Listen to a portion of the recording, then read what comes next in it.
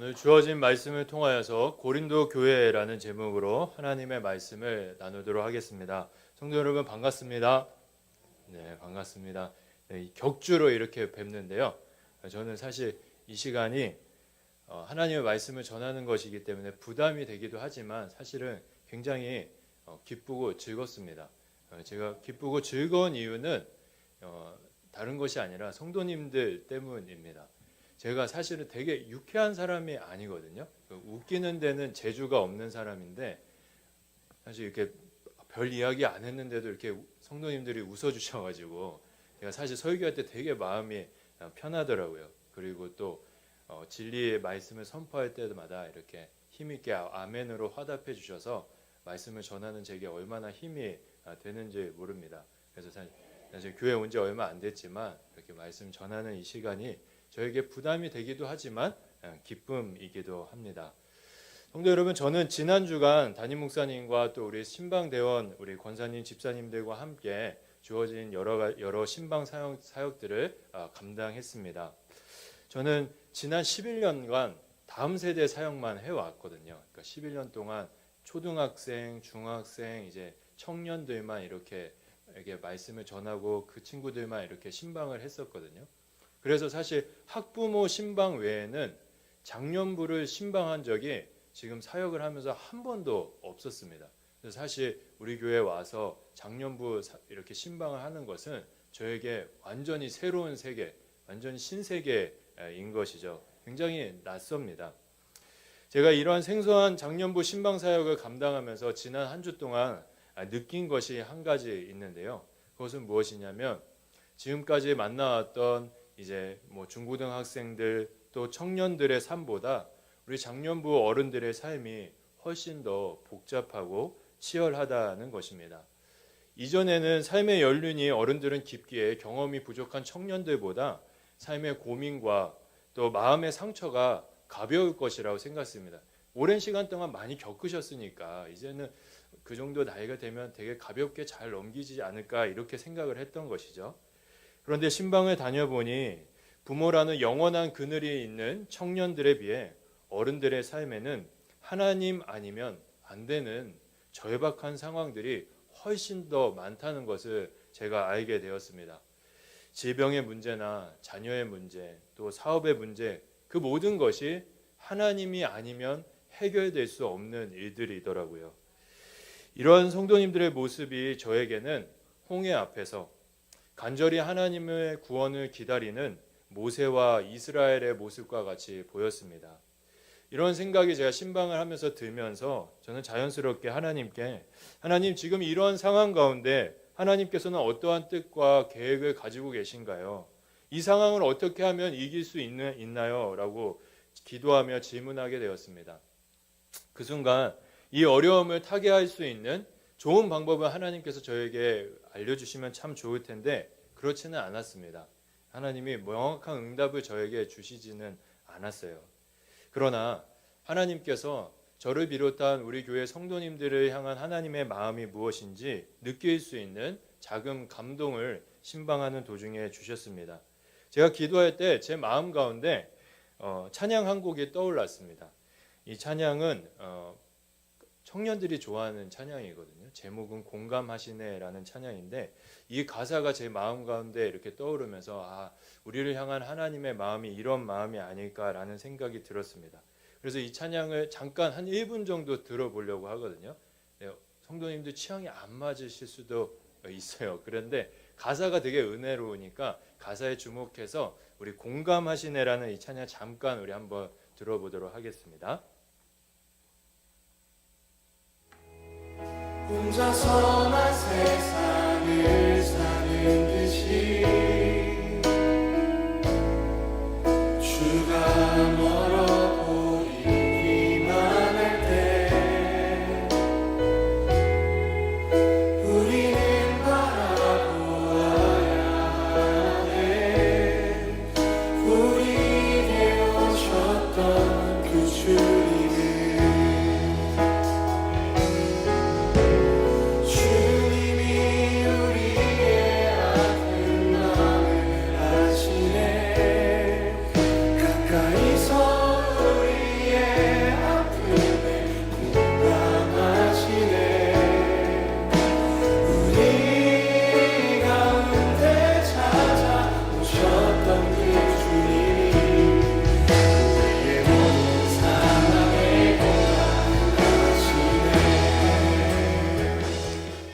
들으면 좋을 텐데 예배 시간이 있어서 짧게 한번 들어봤습니다. 동영상에 보면 청년들이 굉장히 진실한 마음으로 하나님을 찬양하죠. 이들이 이렇게 찬양할 수 있는 이유는 다른 것이 아니라 이 찬양의 가사에 담겨져 있는 그 하나님의 마음 때문일 것입니다. 가사를 다시 한번 보면은 내용이 이렇습니다. 혼자서만 세상을 사는 듯이 주가 멀어 보이기만 할 때 우리는 바라보아야 하네. 우리에게 오셨던 그 주님을. 주님이 우리의 아픈 마음을 아시네. 가까이서 우리의 아픔을 공감하시네. 우리 가운데 찾아오셨던 그 주님이 우리의 모든 상황에 공감하시네.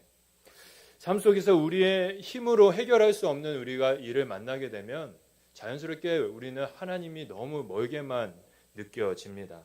그러나 성도 여러분, 기억하시기 바랍니다. 절대 그렇지 않습니다. 이 찬양의 가사처럼 2000년 전 세상을 구원하기 위해 이 땅에 오셔서 그 시대의 인생의 아픔을 함께 하셨던 그 예수님, 그 주님은 지금도 우리 곁에 계시며 우리의 아픔을 아십니다. 성경은 주님께서 우리를 아시고 주님께서 우리의 아픔을 아신다는 이 사실이야말로 그리스도인의 삶에 주어지는 진정한 위로라고 이야기하고 있습니다. 성도 여러분, 하나님이 우리가 어떤 사람인지 아십니다. 그 하나님이 절박한 우리의 상황을 우리 자신보다 누구보다도 잘 알고 계십니다. 우리를 아시는 이 하나님으로 인해 하늘의 위로를 경험하는 우리 모든 성도님들의 삶이 되기를 예수님의 이름으로 축복합니다. 우리 주변에 위로가 필요한 분들이 참 많잖아요. 우리 자녀들, 손주들 해결되지 않는 문제들을 갖고 힘들어하는데 그 가족들과 이웃들에게 위로할 때 가장 좋은 말은 사실 아무 말 안 하고 듣는 것인데 꼭 한마디만 한다면 하나님이 다 아셔. 이 말이야말로 하나님의 진정한 위로가 아닐까 생각이 됩니다. 혹시 우리 주변에 위로가 필요한 성도님들, 가족들이 있다면 하나님께서 다 아신다고 그 위로의 메시지를 전하는 우리가 되었으면 좋겠습니다. 저는 수요 예배 때마다 교회로 살아가는 삶에 대해서 성도님들과 나누고 있습니다. 지난주에는 우리 하나님의 위로에 대해서 지난 시간에 제가 나눴었는데요. 다시 원래대로 돌아와서 이번 주에는 교회로 살아가는 삶에 대해서 성도님들과 나눠보도록 하겠습니다. 진실한 그리스도인의 마음에는 항상 교회에 대한 사랑과 함께 고민이 있습니다. 그렇게 그리스도인들은 교회가 이전보다 더 건강해지길 바라는 소망을 품고 살아가죠. 그렇다면 우리가 속한 교회, 우리 교회가 더욱더 건강해지려면 어떻게 해야 할까요? 교회가 건강해지기 위해서는 다양한 노력들이 필요합니다. 그 중에서 꼭 있어야 되는 노력 중 하나가 무엇이냐면요. 성경이 우리에게 이야기하고 있는 그 교회의 모습을 우리가 삶으로 살아내는 것입니다. 교회에 대한 성경 말씀을 삶으로 살아낼 때 비로소 교회는 건강해진다라는 것이죠. 그래서 저는 성도님들과 함께 성경에 등장하는 교회의 모습들을 이렇게 살펴보면서 교회로 살아간다는 것이 어떤 의미인지 하나씩 생각해 보고 있습니다. 지금까지 저희가 세 교회를 살펴봤습니다. 첫 번째는 예루살렘 교회, 두 번째는 안디옥 교회, 세 번째는 갈라디아 교회를 살펴보았는데요. 세 교회 모두 우리에게 교회로 살아가는 삶이란 무엇인지 각각 독특한 모습을 가르쳐 주었습니다. 예루살렘 교회는 건강한 교회는 공동체로 모이는 것과 복음을 전하기 위해 흩어지는 삶의 모습을 가지는 것이라고 우리에게 가르쳐 주었죠. 또 안디옥 교회는 우리의 그리스도이신 예수님을 닮아 이 땅을 살아갈 때 왕과 같이, 제사장같이, 선지자같이 살아가는 것이 건강한 교회의 모습이라고 가르쳐 주었습니다. 마지막 갈라디아 교회는 우리에게 허락된 복된 소식, 복음을 하나님을 떠난 세상으로부터 우리가 지켜야 할 필요가 있고 필요하다면 전투하는 모습, 분투하는 모습도 우리에게 필요하다라는 것을 우리에게 가르쳐 주었습니다. 여기까지가 우리가 살펴본 내용이고요. 여기에 이어서 오늘은 그 네 번째 시간으로 고린도 교회에 대해서 우리가 함께 생각해 보려고 합니다. 이 시간을 통해 제가 바라는 것이 두 가지가 있습니다. 하나는요, 우리의 마음이 우리 동원교회가 더욱더 건강한 교회가 되길 바라는 마음으로 하나 되는 그런 일이 오늘 말씀을 통해 일어났으면 좋겠습니다.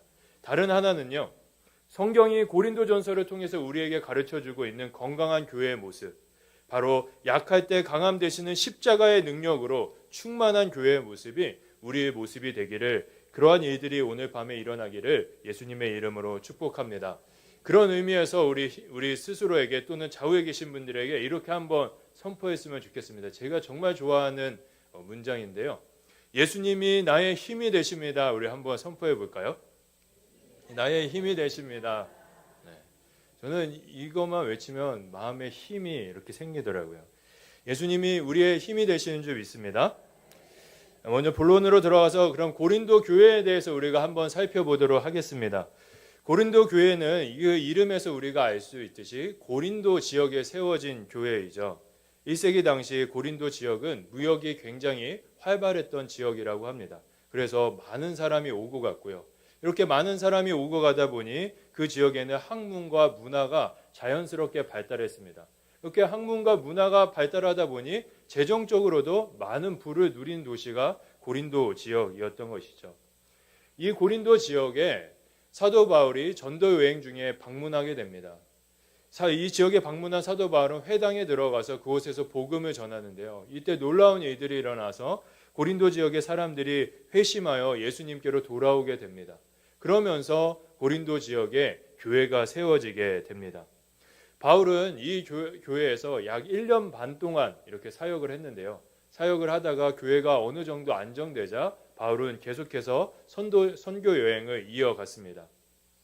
그리고 나서 어느 정도의 시간이 지났습니다. 바울이 에베소 지역에 있을 때 고린도 교회의 중직자라고 할 수 있는 글로에를 통하여서 교회의 소식을 듣게 됩니다. 편지를 통해서 들었는데요. 바울이 이 글로에의 편지를 읽었을 때 그는 마음이 무너질 수밖에 없었습니다. 그 이유는 고린도 교회 안에 아주 심각한 영적인 문제가 생겼기 때문이었습니다. 그 문제의 정도가 매우 심각했을 뿐 아니라 더 마음이 아픈 것은요. 하나의 문제뿐 아니라 문제가 하나인 것이 아니라 정말 많은 문제들이 교회 안에 일어났기 때문에 바울의 마음이 무너졌던 것입니다. 그래서 사도 바울은 안 되겠다 싶어서 고린도 교회를 방문하기로 결정하고 방문하기 이전에 교회를 어떻게든 회복하기 위해서 하나님의 마음을 전하는 편지를 쓰게 됩니다. 그 편지가 우리가 잘 알고 있는 고린도 전서와 고린도 후서인 것이죠. 고린도 교회를 향한 첫 번째 편지가 이제 고린도 전서인데요. 그 시적에 보면 바울이 여태까지 편지 쓰듯이 교회를 향해서 문안 인사를 하면서 이어서 그는 교회로 인해 하나님께 감사를 고백합니다. 그 감사의 내용을 우리가 한번 읽어보았으면 좋겠는데요. 고린도전서 1장 4절부터 6절의 말씀 우리 같이 한번 읽어보도록 하겠습니다. 그리스도 예수 안에서 너희에게 주신 하나님의 은혜로 말미암아 내가 너희를 위하여 항상 하나님께 감사하노니 이는 너희가 그 안에서 모든 일 곧 모든 언변과 모든 지식의 풍족함으로 그리스도의 증거가 너희 중에 견고하게 되어. 아멘. 바울은 고린도 교회 성도들에게 풍성한 지식과 또 그것을 증거할 수 있는 뛰어난 언변을 주신 하나님께 감사를 고백하고 있습니다. 이러한 바울의 고백을 통해서 우리는 고린도 교회라는 교회가 굉장히 지적으로 뛰어났을 뿐 아니라 논리적으로 이야기할 수 있는 언변의 탁월함을 가지고 있는 교회라는 것을 우리가 알 수가 있죠. 굉장히 큰 은혜를 받은 것 같습니다. 그런데요, 성도 여러분, 고린도 교회에는 심각한 문제가 있었는데 이 하나님께 받은 특별한 은혜를 잘못되게 그릇되게 사용했다라는 것입니다. 오늘 본문 말씀인 11절과 12절에 보면 사도 바울이 교회를 향해서 이렇게 이야기합니다. 우리 11절과 12절의 말씀 함께 읽어보겠습니다. 내 형제들아 글로의 지편으로 너희에게 대한 말을 내가 들리니 곧 너희 가운데 분쟁이 있다는 것이라. 내가 이것을 말하거니와 너희가 각각 이르되 나는 바울에게 나는 아볼로에게 나는 게바에게 나는 그리스도에게 속한 자라 한다는 것이니. 바울은 지금 고린도 교회 안에 있는 문제죠. 분쟁과 분열의 문제가 일어난 것을 지적하고 있습니다. 고린도 교회 안에는요. 교회를 섬겼던 여러 설교자들이 있었습니다. 그 대표적인 인물이 바로 사도 바울이고요. 그리고 아볼로와 베드로가 있었습니다. 이 세 사람은 각각 독특한 설교자로서 독특한 장점을 갖고 있었는데요. 바울은 우리가 잘 알고 있듯이 하나님이 어떤 분인지 체계적으로 정리할 수 있는 지적인 탁월함을 가지고 있는 사람이었습니다. 그에게 아주 작은 약점이 있었는데 그는 말이 굉장히 어눌했다고 합니다. 이에 반해 아볼로라는 사람은요, 말을 아주 논리정연하는 언변에 특별한 은사가 있었던 뛰어난 설교자였다고 합니다. 굉장히 바울과 다른 유형의 설교자였던 것이죠. 베드로는 어떤 사람이었을까요? 사도행전에 베드로가 설교하는 그 내용들을 보면 우리가 알 수 있듯이 베드로는 사람들의 마음에 하나님을 향한 뜨거운 영적인 불을 지필 수 있는 불같은 설교자였던 것 같습니다. 이 세 사람은 각각의 장점을 가지고 이러한 장점을 갖고 아마 교회를 신실하게 섬겼을 것입니다. 그런데요, 문제가 있었습니다. 설교자들은 문제가 없었지만 문제는 그 설교자들을 바라보는 고린도 교회의 성도들의 마음의 태도였습니다. 고린도 교회는 자신들이 가지고 있는 그 장점, 지적인 탁월함과 언변의 그 은사를 갖고 교회를 건강하게 세워가기보다는 앞에 서 있는 설교자들, 사역자들, 목회자들을 판단하기 시작했습니다. 그리고 결국에는 자신들의 성향에 맞는 목회자들을 추종하면서 당을 지어서 교회 안에 분열과 분쟁의 문제를 일으키게 되었습니다. 이렇게 교회가 이기적인 마음으로 갈라지게 되자 사도 바울은 교회를 향해 애타는 마음으로 하나님의 마음을 외칩니다. 오늘 10절의 말씀인데요. 우리 10절의 말씀 같이 읽어보도록 하겠습니다. 형제들아, 내가 우리 주 예수 그리스도의 이름으로 너희를 권하노니 모두가 같은 말을 하고 너희 가운데 분쟁이 없이 같은 마음과 같은 뜻으로 온전히 합하라. 아멘. 사도 바울은 갈라진 교회를 향해 같은 마음, 같은 뜻으로 합하라고 예수님 안에서 한 마음을 품어야 한다고 이야기합니다. 이 대목에서 우리는 교회로 살아가는 것에 새로운 의미를 발견할 수가 있습니다. 그것이 무엇입니까? 교회로 살아간다는 것은요, 같은 마음, 같은 뜻을 품어 하나 되는 것을 의미합니다. 이게 중요해서 다시 한번 말씀드립니다. 교회로 살아간다는 것은 다른 것이 아니라 우리가 같은 마음, 같은 뜻을 뿜어서 하나 되는 것이 바로 교회로 살아가는 것입니다. 하나 되는 교회, 교회의 하나됨. 사실 오늘 예배하고 있는 모든 성도님들은 오랫동안 신앙생활을 하셨기 때문에 이 표현은 우리에게 너무나 익숙한 일이고 당연한 일일 것입니다. 그래서 사실은 우리는 이 하나된 교회의 모습을 너무나 자연스럽게 가볍게 여기는 경향이 있습니다. 그러나 성도 여러분, 이 하나되는 교회, 교회의 하나됨은 우리가 결코 가볍게 여겨서는 안 되는 교회의 참된 모습입니다. 오히려 어떻게든 다른 모습은 필요 없어도 이 모습만은 우리의 모습 안에 있기를 힘써야 하는 모습이 바로 이 교회의 하나됨인 것입니다. 왜 그런지 아십니까? 그것은 교회의 하나됨은 교회의 생명이기 때문입니다. 교회는 하나 될 때 숨쉬고 분열될 때 그 생명을 잃기 때문에 교회의 하나됨은 너무나 중요한 것이죠. 설교의 서두에서 고린도 교회에는 참 많은 문제가 있다고 말씀드렸습니다. 어떤 문제들이 있었냐면요, 음행의 문제, 우상의 문제, 다툼으로 인해서 성도들끼리 세상 법정에 가서 서로가 고소하는 문제도 있었습니다. 또 음란의 문제도 있었고요. 그리고 그릇된 마음으로 성찬에 참여하는 그런 문제들도 교회 안에 있었습니다. 성도 여러분, 제가 지금 방금 말씀드린 음행이나 또 우상의 문제, 다툼의 문제, 그리고 이것과 함께 우리가 지금까지 살펴본 분쟁의 문제를 한번 비교해 보시기 바랍니다. 만약에 우리 교회 안에 이 문제들이 있다면 어떤 문제가 심각한 문제로 성도님들 마음 가운데 다가오십니까? 저 같으면은 우상의 문제나 아니면 음행의 문제가 가장 심각한 문제로 다가올 것 같습니다. 그러나 사도 바울에게 있어서는요, 그것보다 심각한 문제는 교회의 분열의 문제였습니다. 고린도 교회의 소식을 듣는 순간 바울은 고린도 교회가 이렇게 무너진 그 근본적인 원인은 다른 것이 아니라 교회가 하나 되지 못하는 분열의 문제를 갖고 있었기 때문이라고 그는 진단했습니다. 그래서 그는 편지를 쓸 때 다른 문제들보다 이 분쟁의 문제를 가장 먼저 이야기하게 된 것이죠. 이것이 무엇을 이야기해 줍니까? 교회는 같은 마음, 같은 뜻을 품을 때 비로소 건강하게 성장할 수 있다는 것을 우리에게 이야기해 주고 있는 것입니다.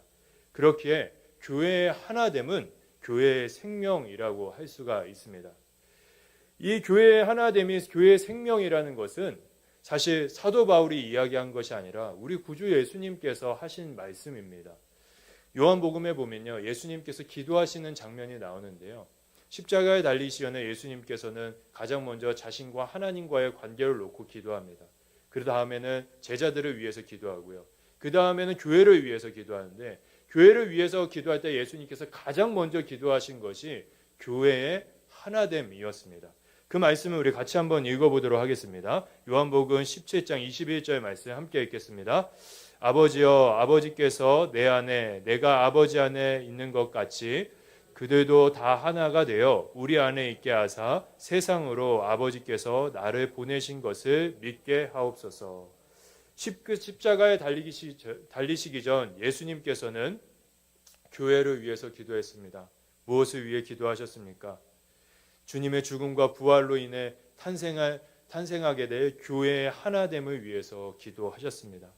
창세전부터 하나님 아버지와 아들이신 예수님이 하나이신 것처럼 교회와 예수님과 교회가 또 교회로 살아가는 우리들이 같은 마음, 같은 뜻을 품으며 하나 되기를 예수님께서는 기도하셨다라는 것입니다. 이 예수님의 기도를 통해서도 우리는 교회로 살아가는 것은 다른 것이 아니라 같은 마음을 품는 것, 같은 뜻을 품어 하나 되는 것이라는 것을 우리가 깨달을 수가 있습니다. 교회의 역사를 살아왔던 우리의 믿음의 선배들은 이 교회의 하나됨이 가진 영적인 그 중요성을 너무나 잘 알고 있었습니다. 그래서 그들은 삶 속에서 이것을 살아내기를 애썼는데요, 그 흔적을 우리는 그들이 남긴 믿음의 글에서 발견할 수가 있습니다. 웨스트민스터 신앙고백서에 보면 우리 믿음의 선배들은 이렇게 고백하고 있습니다. 그 내용을 제가 한번 읽어드리도록 하겠습니다.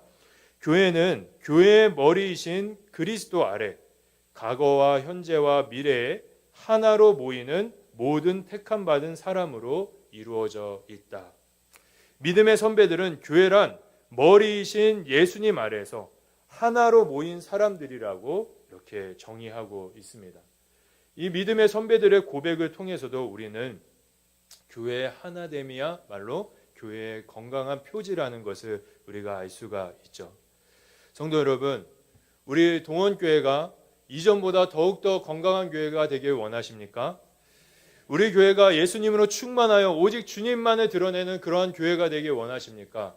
그렇다면 우리가 힘써야 할 것은 다른 것이 아니라 같은 마음, 같은 뜻을 품어 하나 되는 것에 열심을 내야 할 것입니다. 무엇을 하든지 어떤 상황을 마주하든지 같은 마음과 같은 뜻을 품는 하나됨을 통해 건강한 교회와 아름다운 교회를 이루어가는 우리가 되길 예수님의 이름으로 축복합니다. 성도님들, 5월 6일이 무슨 날인지 아시죠? 네, 전교인 야유회가 있는 날입니다.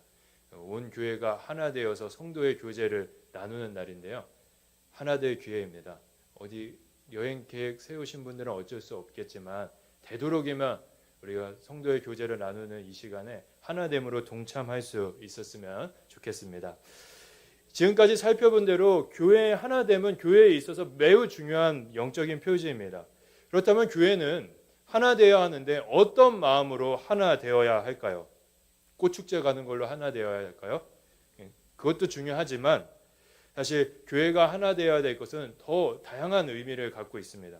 그 중에서 고린도전서 오늘 우리에게 주어진 1장이 우리에게 가르쳐주고 있는 하나된 마음이 있습니다. 그 하나된 마음은 고린도 교회가 가지고 있던 영적인 무지, 그리고 그 무지를 타개하기 위해서 바울이 전하는 회복의 메시지에 숨겨져 있습니다. 앞에서 살펴본 대로 고린도 교회가 분열된 이유는요, 하나님께서 그들에게 주신 지적인 그 탁월함을 그릇되게 사용했기 때문입니다.